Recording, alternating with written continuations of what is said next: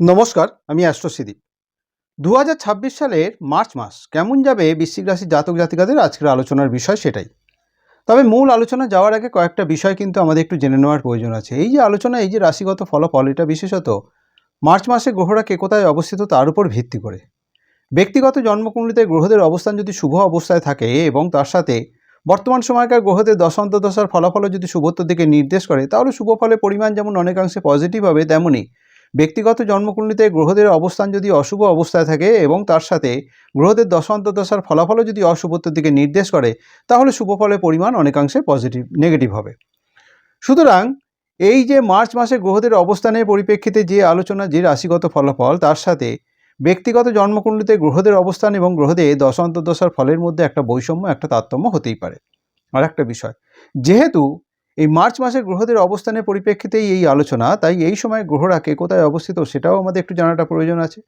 প্রথমত, রাশিভাবের অধিপতি মঙ্গল চতুর্থে অবস্থিত, সাথে রবি, বুধ এবং রাহুর অবস্থান। রবি তার রাশি পরিবর্তন করবে 15ই মার্চ এবং রাশি পরিবর্তন করে চতুর্থ রাশি থেকে পঞ্চম রাশিতে প্রবেশ করবে। পঞ্চম রাশিতে শনি এবং শুক্রের অবস্থিতি, শুক্রও কিন্তু তার রাশি পরিবর্তন করবে 26শে মার্চ এবং পঞ্চম রাশি থেকে ষষ্ঠ রাশিতে প্রবেশ করবে। বৃহস্পতি অষ্টমে অবস্থিত, দীর্ঘদিন ধরে এখানে বক্রী অবস্থায় যেমন অবস্থিত, তেমনি বৃহস্পতি তার বক্রী অবস্থা পরিত্যাগ করবে 11ই মার্চ এবং মার্গী অবস্থার মধ্যে প্রবেশ করবে। দশম রাশিতে কেতুর অবস্থান এবং তৃতীয় চন্দ্র অতি দ্রুতগামী গ্রহ, দুদিন 6 ঘন্টা অন্তর তার রাশি পরিবর্তন হয়, এক রাশির থেকে আরেক রাশিতে প্রবেশ করে। এই হচ্ছে সার্বিকভাবে মার্চ মাসের গ্রহদের শুরুতেই অবস্থান এবং বিভিন্ন সময় বিভিন্ন গ্রহের পরিবর্তন। সুতরাং এই যে গ্রহদের অবস্থান এবং গ্রহদের পরিবর্তন, তার কারণে বৃশ্চিক রাশির ওপর কী প্রভাব পড়বে বিভিন্ন বিষয়কে কেন্দ্র করে, তাদের স্বাস্থ্য, শিক্ষা, অর্থ, কর্ম, ব্যবসা বাণিজ্য, দাম্পত্য ক্ষেত্র, রিলেশন, ভাগ্য কতটা অনুকূলে থাকবে এবং কোন কোন ক্ষেত্রে বেশ কিছুটা সচেতনতার মধ্যে দিয়ে চলতে হবে, সেই আলোচনাতেই আসবো। প্রথমেই আসবো স্বাস্থ্য সংক্রান্ত বিষয়কে কেন্দ্র করে। স্বাস্থ্য যেহেতু রাশির থেকে জানা যায়, রাশিভাবের অধিপতি মঙ্গল চতুর্থে অবস্থিত। সার্বিকভাবে মঙ্গলের অবস্থান কিন্তু শুভ, কিন্তু এই মঙ্গলের সাথে চতুর্থ রাশিতে রবি রাহুর অবস্থান, তার কারণে স্বাস্থ্য সংক্রান্ত বিষয়কে কেন্দ্র করে বিশেষত এই সময় বিশ্রামের একটা অভাব যেমন দেখা দেবে, মানসিক অস্থিরতা অনেকাংশে বৃদ্ধি পাবে। তাছাড়াও যাদের হার্টের কোনো সমস্যা রয়েছে, হার্ট সংক্রান্ত বিষয়ে একটু সচেতনভাবে থাকাটা উচিত হবে। পঞ্চম ভাবের অধিপতি বৃহস্পতি অষ্টম রাশিতে বক্রী অবস্থায় অবস্থিত মাসের শুরুতেই। 11 তারিখ তার বক্রী অবস্থা পরিত্যাগ করে মার্গী অবস্থার মধ্যে প্রবেশ করবে। এই 11 তারিখের মধ্যে পেট সংক্রান্ত বিষয়কে কেন্দ্র করে, অর্থাৎ খাদ্য খাবার থেকে পেটের কোনো সমস্যা হতে পারে, গ্যাস অ্যাসিডিটির কারণে কষ্টভোগের একটা প্রবণতা থাকবে। 11 তারিখ থেকে এই সমস্ত প্রবণতা, অর্থাৎ পেট সংক্রান্ত যে সমস্যা, সেটা কিন্তু ধীরে ধীরে অবস্থা শুভত্বর দিকে পরিবর্তিত হবে। এই যে তিনটে গ্রহ রবি, মঙ্গল, রাহু একত্রে চতুর্থ রাশিতে অবস্থিত, চলাফেরা একটু সচেতন থাকতে হবে। ছোটোখাটো কোনো রকম চোট আঘাতের কিন্তু একটা সম্ভাবনা তৈরি হতে চলেছে। সুতরাং চলাফেরা, গাড়ি চালানো একটু সচেতনভাবে থাকতে হচ্ছে। যারা বিদ্যাশিক্ষার সাথে যুক্ত রয়েছেন, বিদ্যাশিক্ষা যেহেতু পঞ্চম রাশির থেকে জানা যায়, পঞ্চম রাশিতে প্রথমত শনির অবস্থান এবং সাথে সপ্তম ভাবের অধিপতি শুক্র উচ্চ অবস্থায় অবস্থিত রয়েছে। পঞ্চম ভাবের অধিপতি বৃহস্পতি অষ্টম রাশিতে অবস্থিত এবং বক্রী অবস্থায় অবস্থিত। পড়াশোনাকে কেন্দ্র করে যথেষ্ট পরিমাণে এই সময় পরিশ্রম যেমন করতে হবে, পড়াশোনার মধ্যে নিজেকে মনোনিবেশ করতে হবে, ধৈর্যের মধ্য দিয়ে কিন্তু চলতে হবে। মাঝে মধ্যে কিন্তু এই সময় পড়াশোনাকে কেন্দ্র করে একটা অলসতা যেমন দেখা দেবে, পড়াশোনার তুলনায় অন্যদিকে মন যাওয়ার একটা প্রবণতা থাকবে। তার কারণে পড়াশোনায় একটু সচেতনভাবে চলতে হবে, পড়াশোনায় যাতে কোনো রকমভাবে ক্ষতিগ্রস্ত হতে না হয়। 11 তারিখ বৃহস্পতি, পঞ্চম ভাবের অধিপতি বৃহস্পতি যখন তার মার্গী অবস্থার মধ্যে প্রবেশ করবে, ধীরে ধীরে কিন্তু এই সমস্ত খারাপ প্রবণতা থেকে মুক্ত হবে বৃশ্চিক রাশির জাতক জাতিকারা যারা বিদ্যা শিক্ষার সাথে যুক্ত রয়েছেন। 11 তারিখের পর যদি কোনো রকম কোনো এক্সাম থেকে থাকে কিংবা অন্য কোনো পড়াশোনাকে কেন্দ্র করে পরিকল্পনা থাকে, সেটা 11 তারিখের পর শুভ। অর্থনৈতিক ক্ষেত্র বিশেষত শুভই বলা চলে। আয়ভাবের অধিপতি বুধ চতুর্থ রাশিতে, রাশিভাবের অধিপতি কর্মভাবের অধিপতির সাথে অবস্থিত। তেমনি ধনস্থানে ধনভাবের অধিপতি বৃহস্পতিরও সপ্তম দৃষ্টি। সুতরাং আয় উপার্জনের ধারাবাহিকতা যেমন থাকবে, তেমনি সঞ্চয়ের দিকটাও নির্দেশ করছে। তবে রবি, মঙ্গল, রাহুর একত্রে চতুর্থ স্থানে অবস্থিত থাকার কারণে কোনো না কোনোভাবে অর্থনৈতিক সমস্যা হতে পারে, সেদিকে কিন্তু একটু সচেতনভাবে থাকতে হচ্ছে বৃশ্চিক রাশির জাতক জাতিকাদের।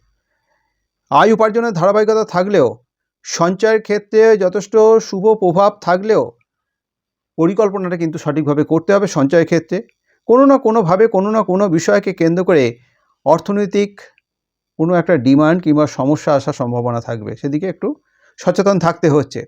যারা চাকরিজীবী, কর্ম যেহেতু দশম রাশির থেকে জানা যায়, দশম রাশির অধিপতি রবি চতুর্থ রাশিতে অবস্থিত, সাথে রাশিভাবের অধিপতি এবং আয়ভাবের অধিপতি বুধেরও অবস্থান। এই যে চতুর্থভাবে অবস্থিত হয়ে সরাসরি কিন্তু দশমভাবে দৃষ্টি দেওয়ার কারণে কেরিয়ার সংক্রান্ত বিষয়কে কেন্দ্র করে যথেষ্ট শুভ প্রভাবই নিয়ে আসবে। বিশেষত কিন্তু যতক্ষণ দশমভাবের অধিপতি রবি একাদশ চতুর্থ রাশিতে অবস্থিত থাকছে, অর্থাৎ 15ই মার্চ পর্যন্ত শুভ প্রভাব যেমন নিয়ে আসবে, কারণ কর্মভাবের অধিপতির দৃষ্টি স্বক্ষেত্রে পড়ার পরিপ্রেক্ষিতে কর্মসংক্রান্ত বিষয়কে কেন্দ্র করে এই সময় নাম যশ প্রভাব প্রতিপত্তি যেমন একদিকে বৃদ্ধি পাবে, তেমনই 15 তারিখের পর অর্থনৈতিক দিকটা কিন্তু অনেক ডেভেলপ হবে, অর্থাৎ প্রমোশন হতে পারে।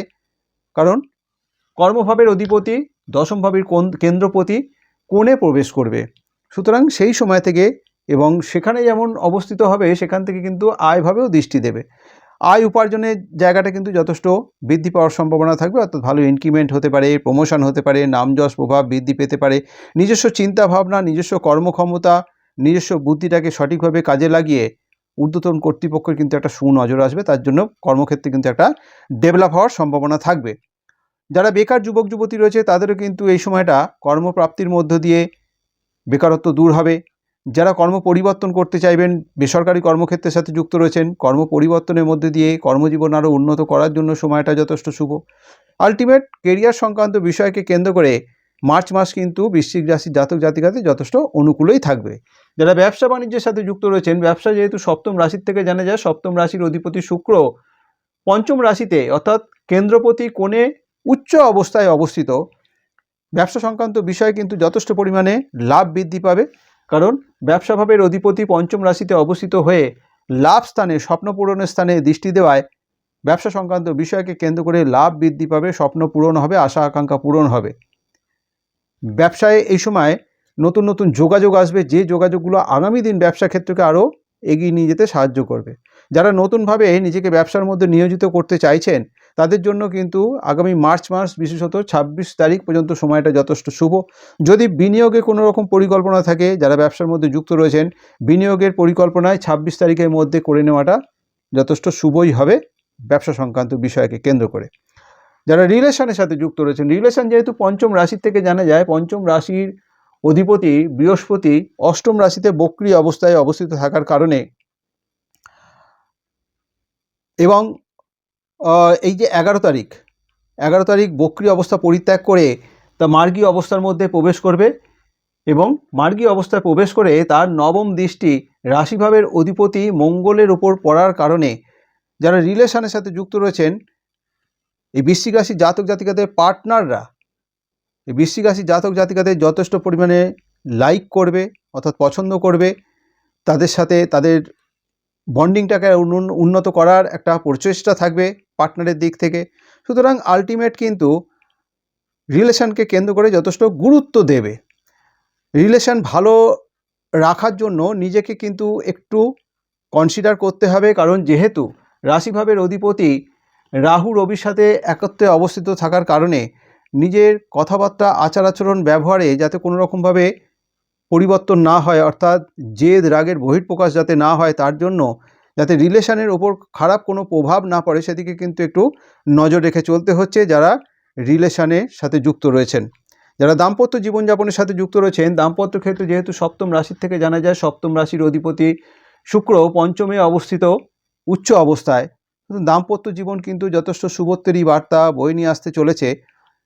নিজেদের মধ্যে আন্ডারস্ট্যান্ডিং যথেষ্ট ভালো থাকবে, পারিবারিক সুখ শান্তি বজায় থাকলেও সপ্তম ভাবের অধিপতি যেহেতু শুভ অবস্থায় রয়েছে, চতুর্থ স্থানে যেহেতু রবি মঙ্গল রাহুর অবস্থান, কোনো না কোনোভাবে নিজেদের মধ্যে কিন্তু একটা মতভেদ, মনোমালিন্য দেখা দিতে পারে এবং পরিবারের অন্যান্য সকল সদস্যদের সাথে যাতে সুসম্পর্ক বজায় থাকে সেদিকে একটু নজর রাখতে হবে। অন্য কোনো মানুষ দ্বারা কোনোভাবে কিন্তু একটা মিসগাইড হয়ে পারিবারিক শান্তি বিঘ্ন ঘটার একটা সম্ভাবনা থাকবে। সেদিকে একটু নজর রেখে চলতে হচ্ছে বৃশ্চিক রাশির জাতক জাতিকারা যারা দাম্পত্য জীবনযাপনের সাথে যুক্ত রয়েছেন। সুতরাং পারিবারিক সুখ শান্তি বজায় রাখার জন্য উভয়কেই যথেষ্ট পরিমাণে সচেতন থাকতে হচ্ছে। বৃশ্চিক রাশি জাতক জাতিকাদের মার্চ মাসে ভাগ্যক্ষেত্র কিন্তু কোনো বিষয়কে কেন্দ্র করে কোনো রকম হঠকারী সিদ্ধান্ত না নেওয়াটাই ভালো হবে। যে কোনো পরিকল্পনা ধীর স্থিরভাবে সঠিক সিদ্ধান্ত নিয়ে এগোনোটাই বাঞ্ছনীয় হবে, নতুবা হঠকারী সিদ্ধান্ত ক্ষতি হওয়ার সম্ভাবনা থাকবে। সুতরাং মার্চ মাসে গ্রহদের এই যে অবস্থান এবং গ্রহদের বিভিন্ন সময়ে যে পরিবর্তন, তার কারণে বৃশ্চিক রাশির ওপর কী প্রভাব পড়তে চলেছে, বিভিন্ন বিষয়কে কেন্দ্র করে ভাগ্য কতটা অনুকূলে থাকবে, কোন কোন ক্ষেত্রে বেশ কিছুটা সচেতনভাবে চলতে হবে, এই আলোচনার মাধ্যম দিয়ে বোঝানোর চেষ্টা করলাম। এই আলোচনা যদি আপনার কাছে গ্রহণযোগ্য মনে হয়, যদি ভালো লেগে থাকে, অবশ্যই লাইক এবং শেয়ার আশা করব। যারা এখনও পর্যন্ত আমার এই চ্যানেলটিকে সাবস্ক্রাইব করেননি, আমার পরবর্তী ভিডিও পরবর্তী আলোচনাগুলোর লিঙ্ক পেতে অবশ্যই চ্যানেলটিকে সাবস্ক্রাইব করে নেবেন। আজ এই পর্যন্তই। ভালো থাকবেন, সুস্থ থাকবেন। ধন্যবাদ।